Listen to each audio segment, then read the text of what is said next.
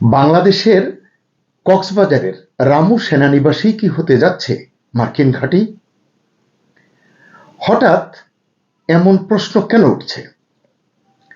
এরপর আরো টেনশন আছে। যুক্তরাষ্ট্রের সঙ্গে কি এমন গোপন চুক্তি করে গেছেন স্বঘোষিত ভিভিআইপি ইউনূস, যা এদেশের মানুষ জানেন না, যা তারেক রহমানের নেতৃত্বাধীন বিএনপি সরকারের জন্য বিরাট হুমকি এবং গোপন ফাঁদ বলে মনে করছেন অনেকে। প্রধানমন্ত্রী তারেক রহমানের সহধর্মিণী জুবাইদা রহমানের যুক্তরাষ্ট্র সফরের নেপথ্যে কি কোনো ধরনের প্রক্সি কূটনীতি রয়েছে? অনেকেই এসব নিয়ে এখন কথা বলছেন। জানা দরকার এই প্রেক্ষাপটে কি করবে তারেক রহমানের নেতৃত্বাধীন বিএনপি সরকার, কোন পথে হাঁটবেন তারেক রহমান। আসসালামু আলাইকুম, স্বাগত লিডস নিউজে। সম্মানিত দর্শক, রামু সেনানিবাস মানে রামু ক্যান্টনমেন্ট বাংলাদেশের রাজনীতি এবং ভূ রাজনীতিতে কৌশলগত অত্যন্ত গুরুত্বপূর্ণ একটি কেন্দ্র, এটি আপনারা সবাই জানেন। একদিকে মায়ানমার সীমান্ত, দেশের অভ্যন্তরে রোহিঙ্গা সংকটের কেন্দ্রবিন্দু এবং বঙ্গোপসাগরের প্রবেশদ্বার, এই সব কিছুর কেন্দ্রবিন্দু হচ্ছে এই রামু এলাকা। রোহিঙ্গা ইস্যুর কারণে ইতিমধ্যেই কক্সবাজার এবং উখিয়ায় জাতিসংঘ ও বিদেশি সংস্থার প্রতিনিধিদের উপস্থিতি রয়েছে, এটা আমরা সবাই জানি। এবং এটাও জানি এদের অনেকেই আবার মার্কিন নাগরিক, অন্যান্য দেশেরও আছে। অনেকে এমনও বলেন ইউনূস এবং তার নিরাপত্তা উপদেষ্টা খলিলুর রহমানের, যিনি এই সরকারের এখন পররাষ্ট্রমন্ত্রী, এই দুজনের কারণে গত 18 মাসে মানে ইউনূসের 18 মাসে রামু সেনানিবাস কার্যত যুক্তরাষ্ট্রের অনানুষ্ঠানিক নিয়ন্ত্রণে ছিল, এটা অনেকে বলেন। কারণ বাংলাদেশের সংশ্লিষ্ট কর্তৃপক্ষকে অবহিত না করে, অর্থাৎ বুঝতে পারি সামরিক কর্তৃপক্ষকে অবহিত না করে রামু সেনানিবাসে অবাধ মার্কিন সামরিক কার্যকলাপের অনুমতি দেওয়ার অভিযোগ রয়েছে খলিলের বিরুদ্ধে।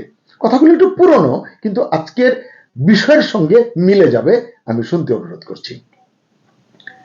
ভারত হয়ে বাংলাদেশের পার্বত্য অঞ্চল দিয়ে মায়ানমারে অনুপ্রবেশে 9 জন ভাড়াটে সৈন্যকে সহায়তা করার অভিযোগও রয়েছে এই ব্যক্তির বিরুদ্ধে। ইউনূসের সেই নিরাপত্তা উপদেষ্টা খলিলুর রহমান এখন তারেক রহমানের নেতৃত্বাধীন বিএনপি সরকারের পররাষ্ট্রমন্ত্রী। ফলে অনেক রাজনৈতিক বিশ্লেষকের মতে তারেক সরকার যুক্তরাষ্ট্রের প্রভাব এবং নজরদারির অধীনেই থাকছে বা রয়েছে, এটি অনেকেই মনে করছেন। দক্ষিণ এশিয়ায় যুক্তরাষ্ট্র নিজের কৌশলগত উপস্থিতি আরো শক্ত করতে চায়, এই কথা আমরা অনেকদিন ধরেই শুনছি।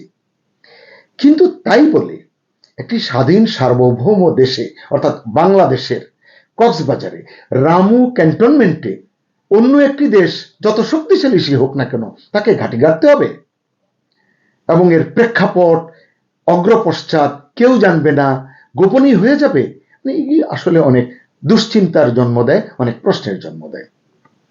এবং এ কারণেই আসলে বলতে চাই যে এজন্যই কি যুক্তরাষ্ট্র এখন এই যে একটি আপনারা জানেন অনেকে GSOMIA জিসোমিয়া এবং SESA চুক্তি স্বাক্ষরের জন্য বাংলাদেশকে চাপ দিচ্ছে। এই দুটি চুক্তি নিয়ে আমি বেশি কথা বলতে চাই না, আমরা অতীতে এই দুটি চুক্তি নিয়ে বিস্তারিত কন্টেন্ট করেছি, কষ্ট করে আপনারা চাইলে দেখে নিতে পারেন। জানা গেছে অতি সম্প্রতি সশস্ত্র বাহিনী বিভাগের principal staff officer lieutenant general Mir Mushfiqur Rahman সেনা প্রধান জেনারেল ওয়াকারুজ্জামানকে এই দুটি জিসোমিয়া এবং SESA এই দুটি চুক্তি সংক্রান্ত সর্বশেষ উদ্যোগ সম্পর্কে অবহিত করেছেন। বিশ্লেষকরা বলছেন চুক্তি দুটি সই হলে, যেটি যুক্তরাষ্ট্র অনেকদিন ধরেই চাচ্ছে, যুক্তরাষ্ট্রের সঙ্গে বাংলাদেশের প্রতিরক্ষা সহযোগিতা অনেক গভীর হবে, এখন যা আছে তার চেয়েও গভীর হবে। কিন্তু সমালোচকদের কারো কারো আশঙ্কা এই চুক্তি দুটি সম্পাদিত হলে বাংলাদেশে যুক্তরাষ্ট্রের সামরিক উপস্থিতি অনেক সহজ হয়ে যেতে পারে। তবে দেশবাসী আসলেই জানেন না এই চুক্তিগুলো কি আসলেই সহযোগিতা চুক্তি নাকি এর পেছনে রয়েছে কোনো গোপন কৌশল। যুক্তরাষ্ট্রের নাগরিক বলে বহুল সমালোচিত মিস্টার খলিলুর রহমান এখন বাংলাদেশ সরকারের পররাষ্ট্রমন্ত্রী। আপনারা জানেন, একটু আগে আমিও বললাম। সেই পররাষ্ট্রমন্ত্রী হিসেবে আমরা শুনলাম বা জানলাম তিনি জাতিসংঘের সাধারণ পরিষদের সভাপতি হওয়ার জন্য দেশে বিদেশে প্রচারণা চালিয়ে যাচ্ছেন। এবং এটিও জানা গেল ইতিমধ্যে তিনি যুক্তরাষ্ট্র এবং যুক্তরাজ্যের সমর্থন পেয়েছেন। বলা বলি হচ্ছে, খলিল সভাপতি হলে জাতিসংঘের সাধারণ পরিষদের সভাপতিত্ব করবার এই পদ তিনি যদি পান, রোহিঙ্গা ইস্যুর আওতায় জাতিসংঘের পক্ষে রামু সেনানিবাসের নিয়ন্ত্রণ নেওয়া অনেক সহজ হবে। নিয়ন্ত্রণ আসলে সেভাবে তো নেবে না, মানে এটিকে ব্যবহার করে তারা তাদের যে কার্যক্রম সেটি চালাতে পারবে এবং সেই চালানোটা সহজ হবে। আমার ক্ষুদ্র বুদ্ধিতে আমি এটুকুই বুঝতে পারছি।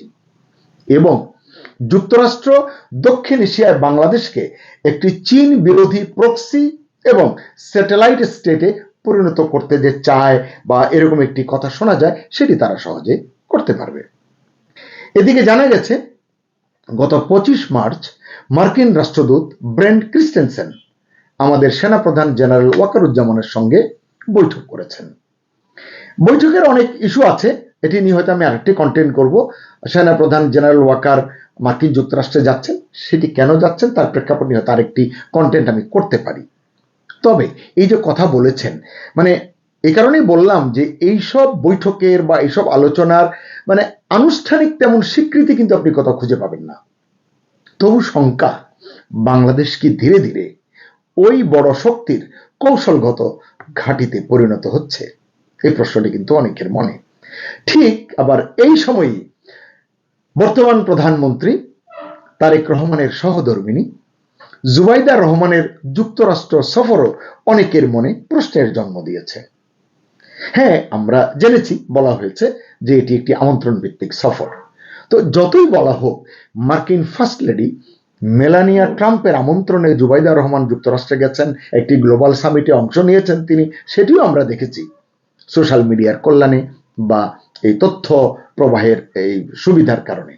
কিন্তু রাজনৈতিক মহলের একাংশ এটিকে প্রক্সি কূটনীতি হিসেবে দেখছে। তারা বলছেন হয়তো পর্দার আড়ালে বড় কোনো সমঝোতার চেষ্টা চলছে। কি সমঝোতা আদৌ চলছে কিনা সেটি আমি বলতে পারছি না, কারণ এটি সরকারের ভেতরে যারা আছেন তারা ভালো বলতে পারবেন। তবে সরকারের ভেতরেও নানান টানাপোড়েনের কথা বলছেন কেউ কেউ। এর মধ্যে আপনারা দেখেছেন যে 1-11 সরকার আমলের প্রভাবশালী সেনা কর্মকর্তা দুজনকে গ্রেফতার করা হয়েছে। একজন হচ্ছেন অবসরপ্রাপ্ত লেফটেন্যান্ট জেনারেল মাসুদউদ্দিন চৌধুরী, তিনি বর্তমান প্রধানমন্ত্রীর সম্পর্কে আত্মীয়, এবং ডিজিএফআই এর সাবেক মহাপরিচালক শেখ মামুন খালেদ। এই দুজনকে গ্রেফতার করা হয়েছে।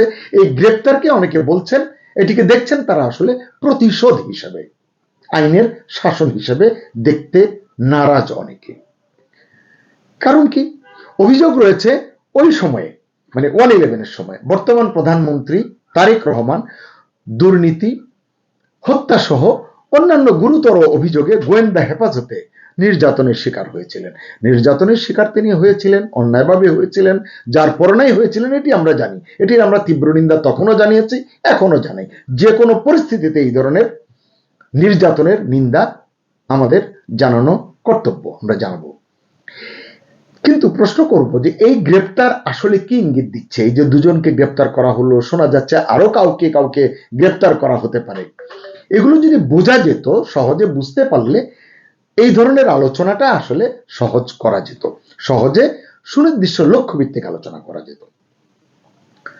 সুপ্রিয় দর্শক, আপনাদের নিশ্চয়ই মনে আছে এক সময় দুর্নীতি এবং অর্থ পাচারের অভিযোগে বাংলাদেশে বিভিন্ন আদালতে তারেক রহমানের নাম উঠে এসেছিল।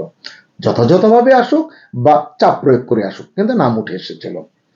যুক্তরাষ্ট্রের ফেডারেল সংস্থার এক কর্মকর্তা বাংলাদেশে এসে ওই সময় এসব অভিযোগ নিয়ে সাক্ষ্য দিয়েছিলেন, যা তখন বেশ আলোচিত হয়েছিল, গণমাধ্যমে সেগুলো এসেছিল। যদিও রাজনৈতিক পালাবদলের পর 2024-এর 5 আগস্টের পর ধারাবাহিকভাবে বাংলাদেশের আদালতে বিভিন্ন মামলা সাজা যে পেয়েছিলেন তিনি, সেই সাজা থেকে অব্যাহতি পেয়েছেন তারেক রহমান। তবু এফবিআই এর নথিতে তিনি নাকি এখনো অভিযুক্ত হিসেবে তালিকাভুক্ত রয়েছেন। এটি আসলে আমি ক্রস চেক করতে পারিনি। তবে জুবাইদা রহমানের যুক্তরাষ্ট্র সফরের সঙ্গে এই অভিযোগ নিষ্পত্তির কোনো উদ্যোগ আছে কিনা, থাকবে কিনা, এটি তাই দৃঢ়ভাবে বলা মুশকিল। আচ্ছা, যুক্তরাষ্ট্রের সঙ্গে মিস্টার ইউনূসের সম্পর্ক বা যোগাযোগের কথা যদি ভাবি, আমরা যা দেখেছি গণ আন্দোলনের আগে এবং তার দায়িত্ব গ্রহণ করার পরে, অনেকে বলছেন তার ক্ষমতা দখলের পরে, তারপরে আছে ডিপ স্টেটের ষড়যন্ত্র এবং তারেক সরকারের খলিলুর রহমানের নিরাপত্তা, মানে যিনি উপদেষ্টা ছিলেন ইউনূস সাহেবের, তারেক সরকারে পররাষ্ট্রমন্ত্রী হওয়ার পেছনে ইউনূসের হাত কতখানি, যুক্তরাষ্ট্রের চাওয়া কতখানি, নাকি পুরোটাই বিএনপিরই কোনো গুপ্ত পরিকল্পনা।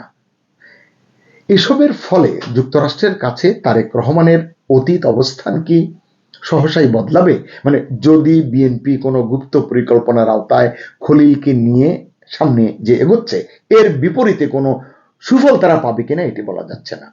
কিংবা খলিলুর রহমানের মনে আর কি কি এজেন্ডা আছে, জাতি কি তা কখনো জানতে পারবে? গত 18 মাসে তো আমরা জানতে পারিনি, এখন জানতে পারবো কিনা তাও জানি না। বিশ্লেষকরা মনে করছেন এসব ইস্যু কূটনৈতিক টেবিলে তারেক এবং তার সরকারের জন্য বাড়তি চাপের উপাদান হিসেবে কাজ করতে পারে, মানে এটা প্রেসারে রাখা। ফলে আগামী দিনে পরিস্থিতি যদি আরো জটিল হয়ে ওঠে, তখন এটা কতটা সামাল দিতে পারবে তারেক নেতৃত্বাধীন সরকার? কারণ সত্যি তো আমরা জানি না ইউনূস কি কি জটিল ফাঁদ রেখে গেছেন তারেক রহমানের জন্য। ক্ষমতায় বসার আগে তারেক রহমান কি সব জেনে বুঝে নিয়েছেন, নাকি পররাষ্ট্রমন্ত্রীর চেয়ারে খলিলুর রহমানকে মেনে নেওয়ার মধ্যে দিয়ে তারেক রহমান আগেভাগেই বৈদেশিক শক্তির ইচ্ছার কাছে সারেন্ডার করে বসে আছেন?